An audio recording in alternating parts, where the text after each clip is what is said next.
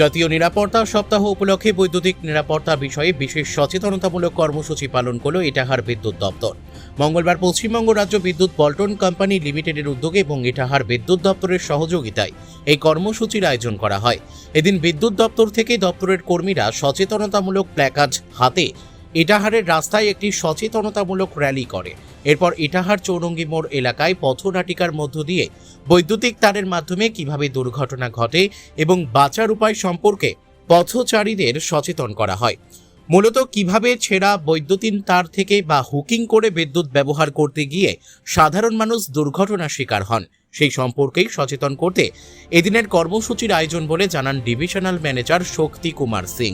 এছাড়াও উপস্থিত ছিলেন ইটাহার বিদ্যুৎ দপ্তরের স্টেশন ম্যানেজার গৌতম কীর্তনিয়া, দপ্তরের কর্মী রাকেশ কসুয়া সহ অন্যান্যরা।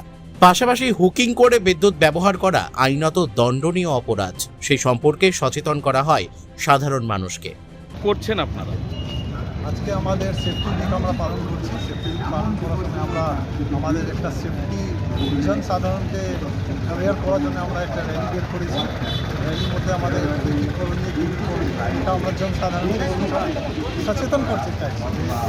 বিদ্যুৎ এরকম জিনিস, এর একটু মিসইউজ হলেই এটা প্রাণঘাতী হতে পারে। সে আমাদের কর্মজীবনে এটা খুবই ইম্পর্টেন্ট। এই জিনিসটাই আমরা আমাদের যে জনসাধারণ আছে তাদেরকে আমরা দিতে চাইছি। স্যার আপনি কি দায়িত্বে আছেন? আমি এখানকার ডিভিশনাল ম্যানেজার। নাম স্যার? শক্তি কুমার সিং। ইটাহার থেকে দিবাকর মজুমদারের রিপোর্ট, কুলিক নিউজ।